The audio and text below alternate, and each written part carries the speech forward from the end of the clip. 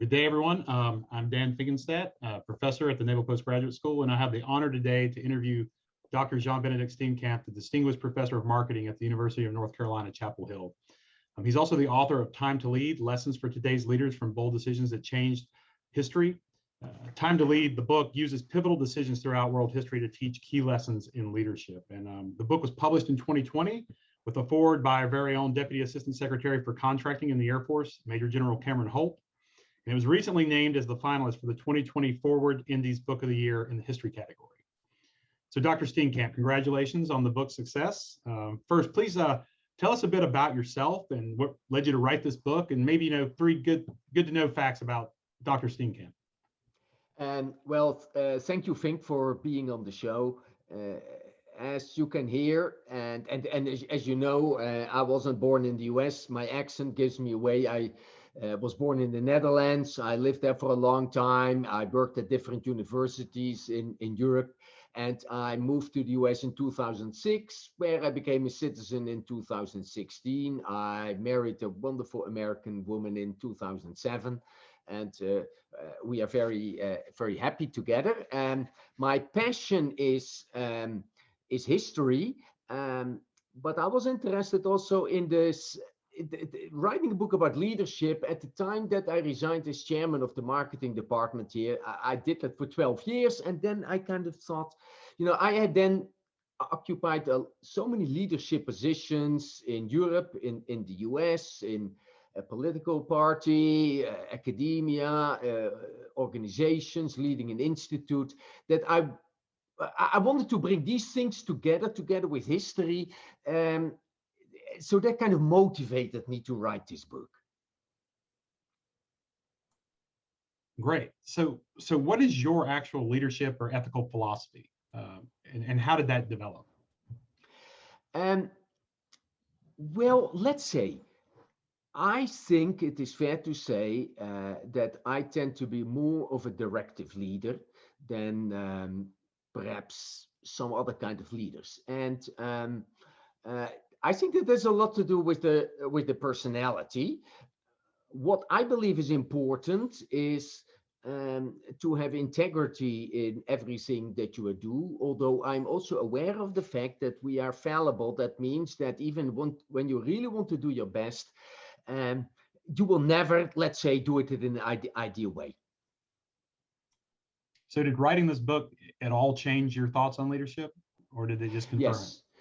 No, actually, the thing is, like so many people, I kind of grew up with that there are particular leadership styles that are just the way to eternal success, the only effective way. And gurus are writing that you have to be a charismatic leader. If you're not a charismatic leader, you're going to fail. Or you have to be a servant leader, another very popular thing.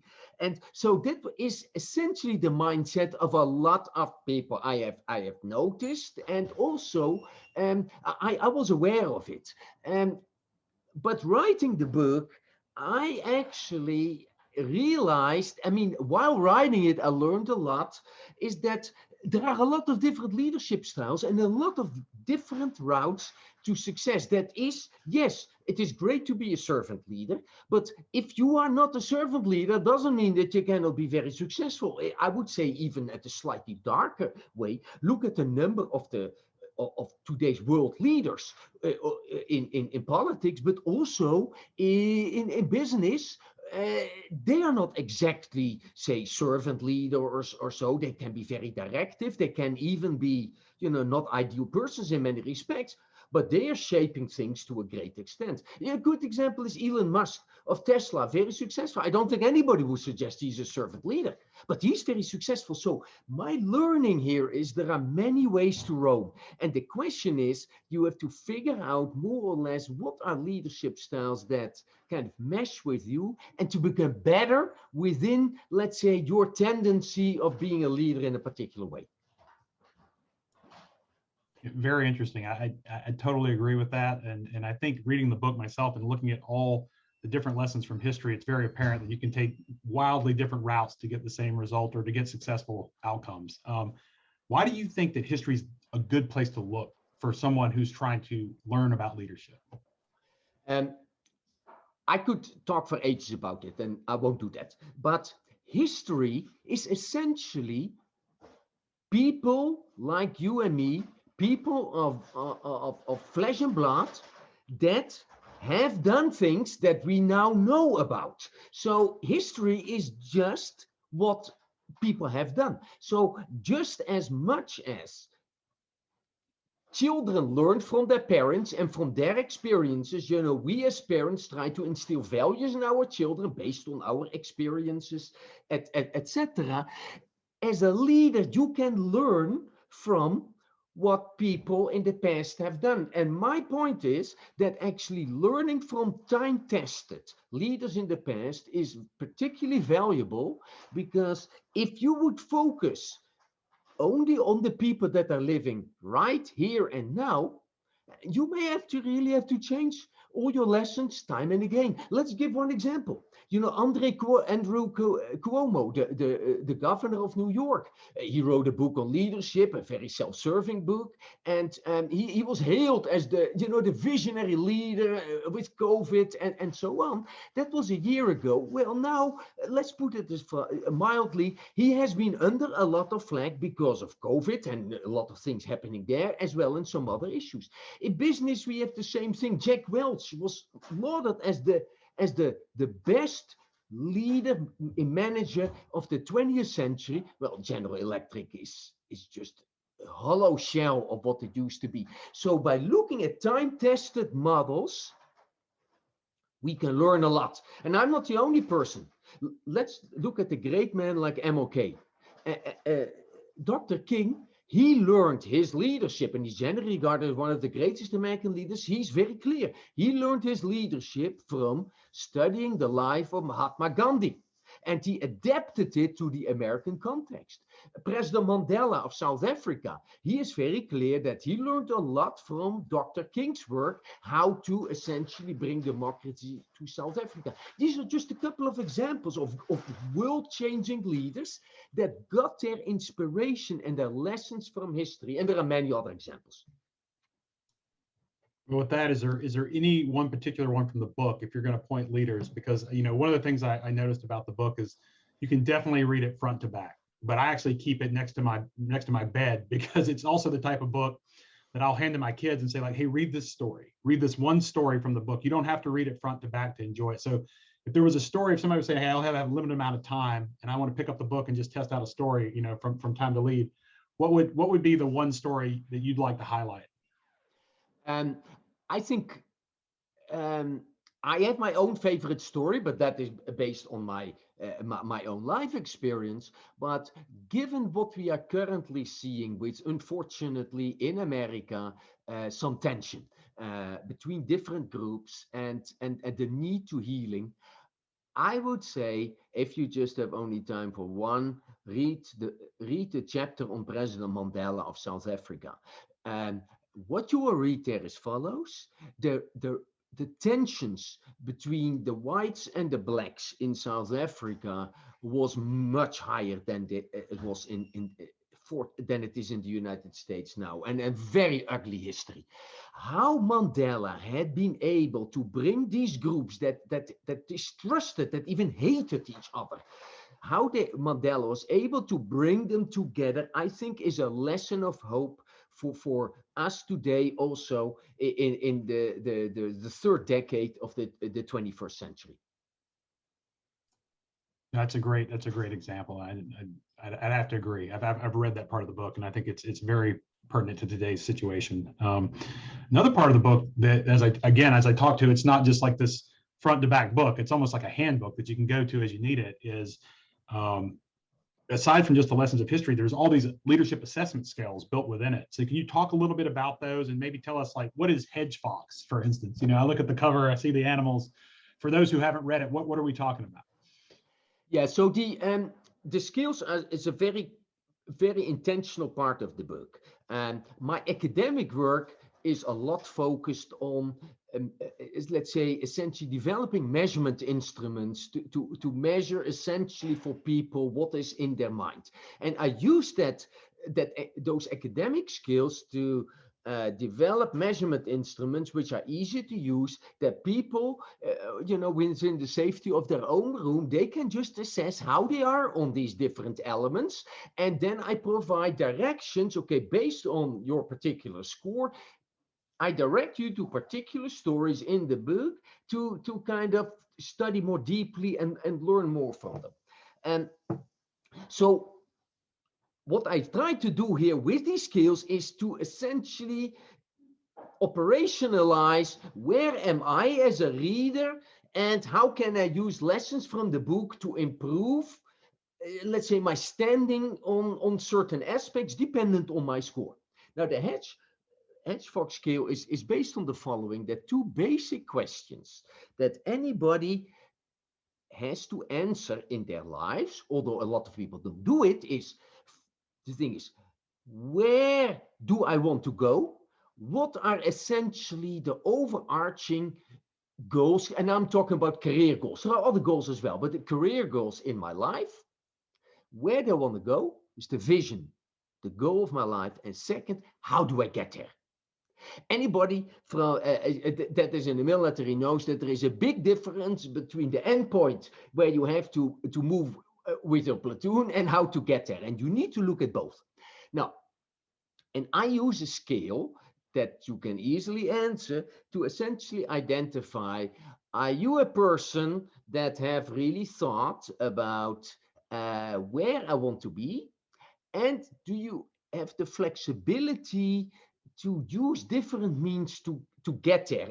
And based on that, and that is one of the skills, one skill that is also available on internet, and hundreds and upon hundreds of people have already taken that skill to do a self-assessment. It can help you essentially say, okay, am I really good in having a goal in my life and also having flexibility how to get there? Am I only a guy of a vision, but I'm not really operationally very strong?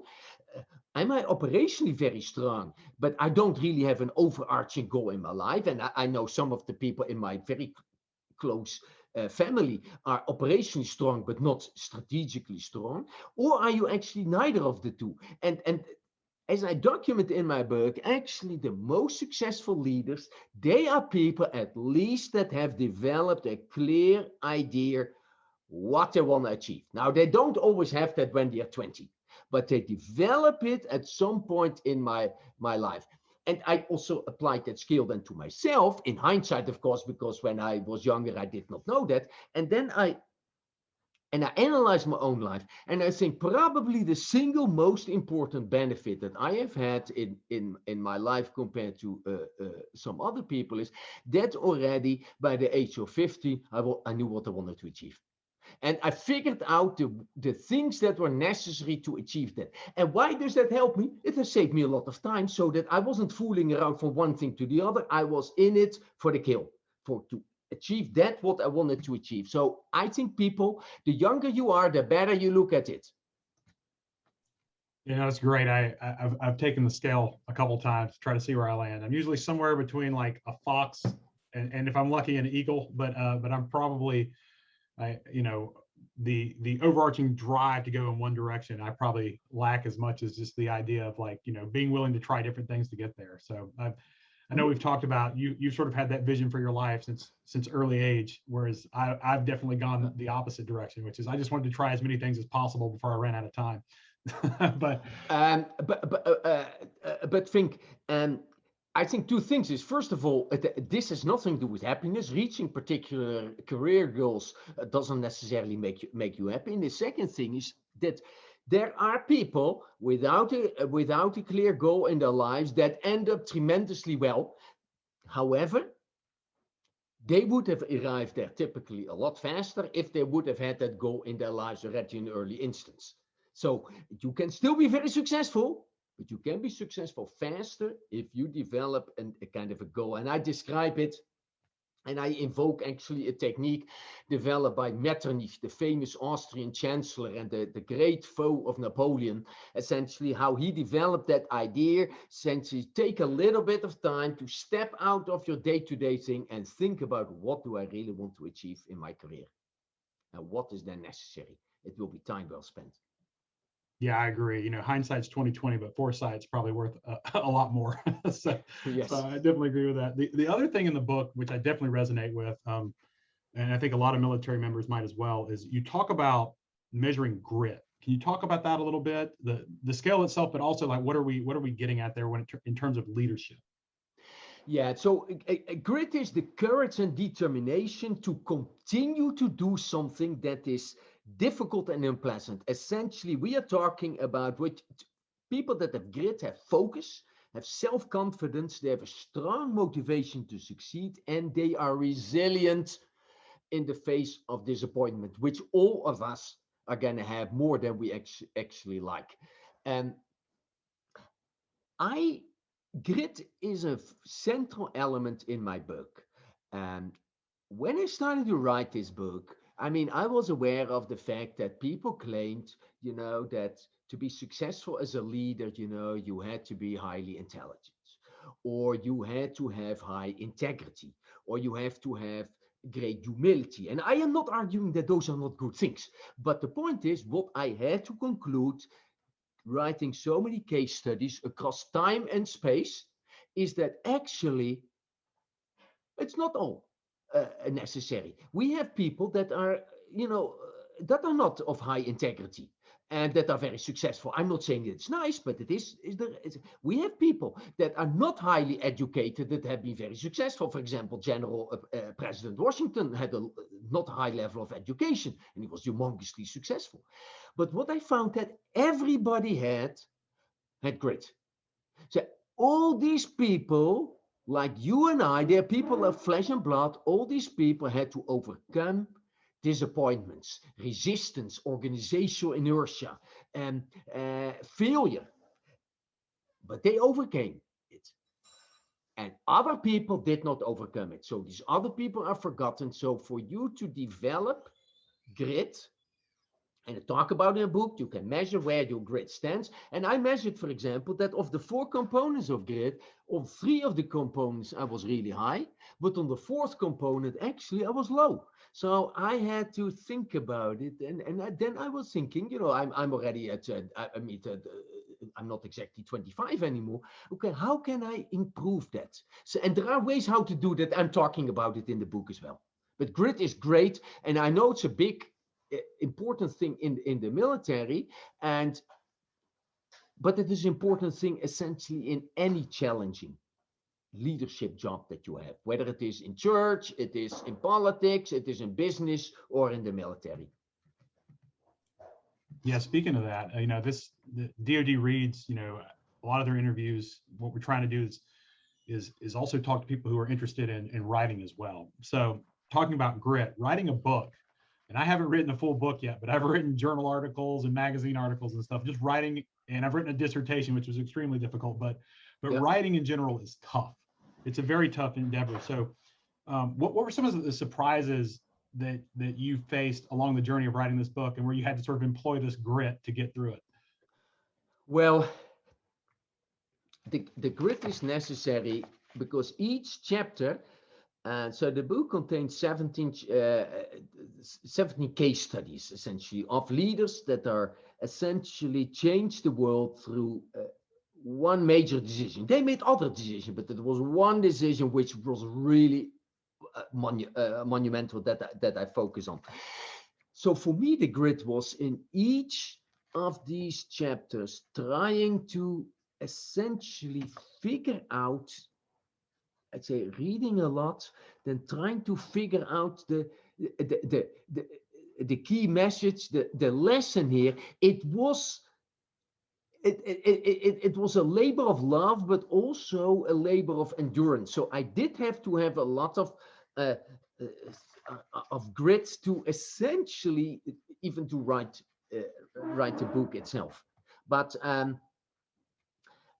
I've written books before, so I must admit that my doctoral dissertation, I required a lot more grit than this book, because that was the first, let's say, book that I wrote, and this is not the first book anymore. So I'm getting a little bit more experience, but I'm very familiar with the fact that your doctoral dissertation was a work of grit thing, but it was also great work. I appreciate that. So I noticed when you were answering that, you talked about just, I mean, obviously based on the book, you had to do a lot of reading. And so just for the listeners, why do you think reading is so important for leaders and leadership? And then what are you reading right now? Reading is essentially that is throwing open the windows of your mind. Um, all of us, whether you're in the military or in academia or in business, day-to-day things can completely kind of absorb you, that you don't really see anything outside of the thing that you are day-to-day working on. By reading, you essentially allow yourself and you allow your mind to open up and to get new knowledge, but also new ideas, new inspiration. Most of my inspiration for for my journal articles and for this book was because I was reading something that may not have been related, but at one point I was triggered, and I can't really remember right, that I was reading a book on world history, and the author was making a point about, how decisions of individuals can really change the world, and what we can learn from that, or something along those lines. Then I kind of thought, it triggered my mind. If I had not had read that at that point, I'm not sure whether I would have written a book. So if you read a book, you you will be stimulated to think outside of the box, and that is very crucial for all of us. And I would argue, given the current military political situation that we are in, thinking outside of the box is more important than ever.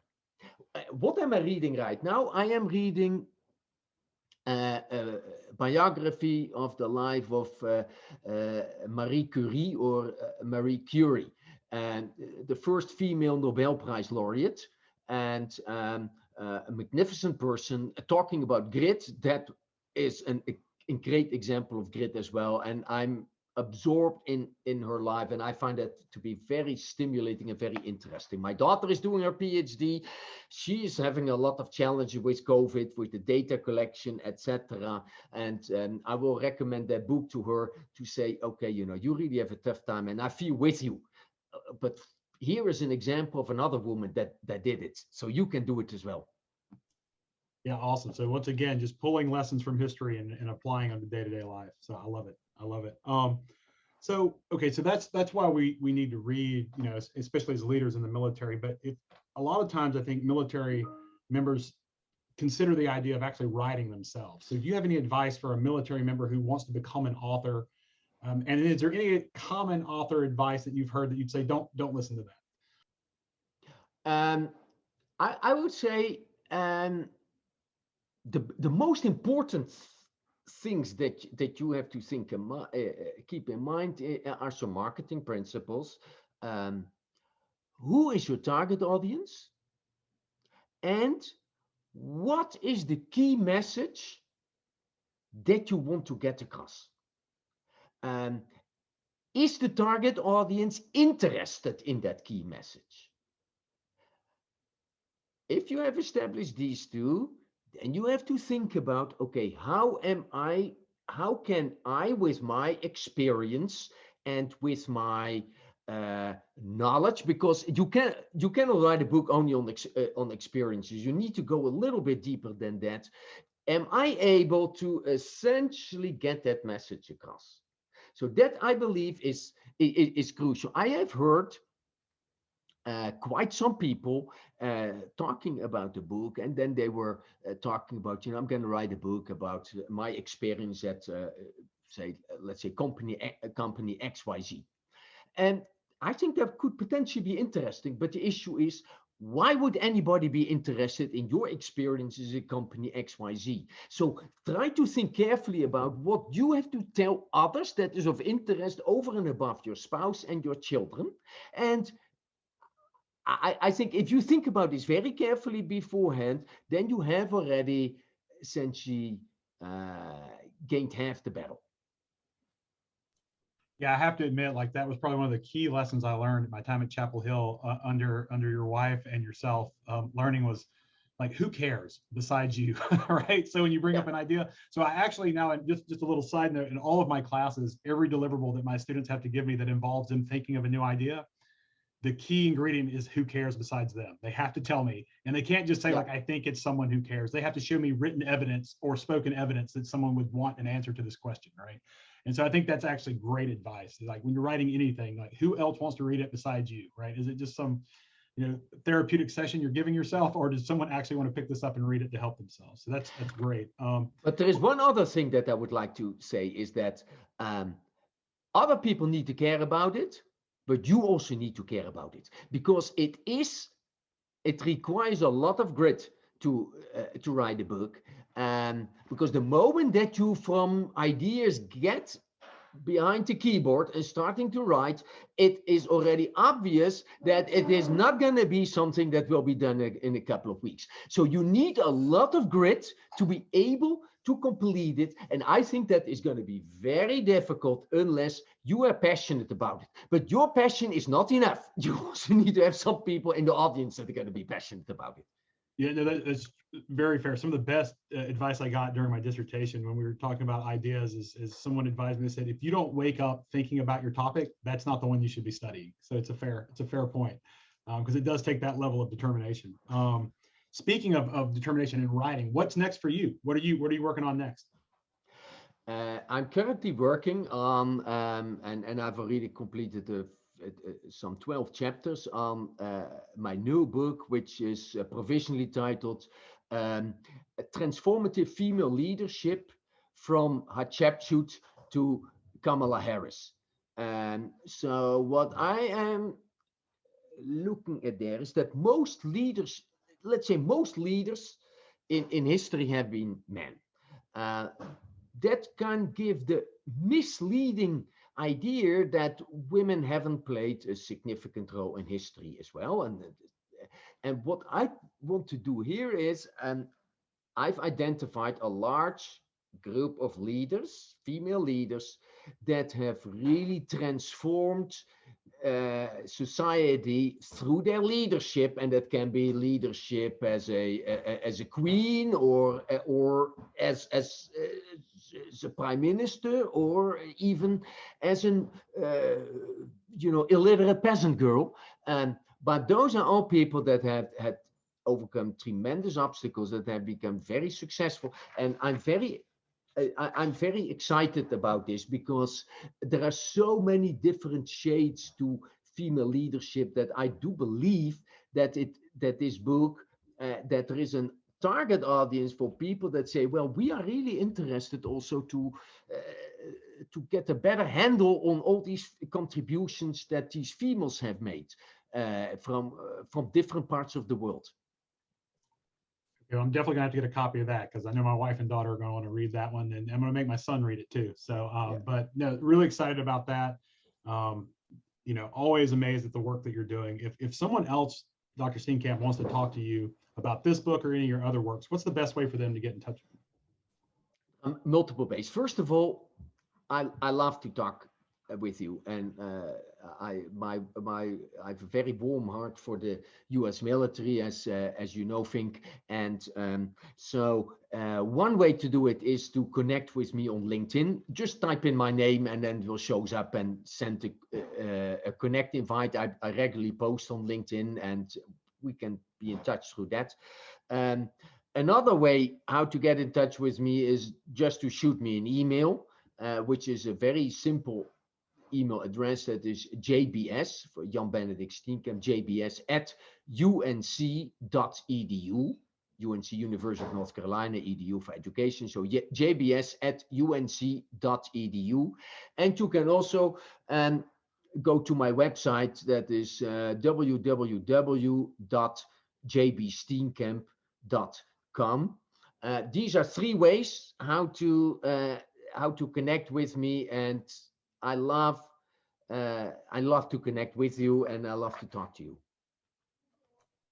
Well, I really appreciate it, Dr. Steenkamp. I can't say enough about how much you've given and supported the military. I know there's been more than just myself that have come through your program for education and studying, but I think that this book is going to exponentially increase the influence that you've had on the military. And so I think it can be used, and I highly recommend it by military leaders, both burgeoning and established.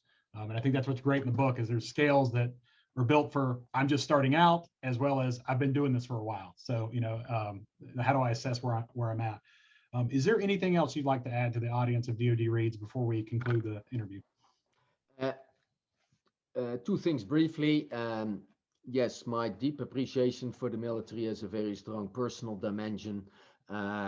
I would not be sitting here if the U.S. military with the British had not liberated the Netherlands in 1945. My mother was starving in Amsterdam, and my father was a prominent politician later on, and he was very well aware that the only thing that stood between the Red Army and him being arrested, he was on the list to be arrested by the Red Army, were the U.S. soldiers in Germany. So for me, it's very personal.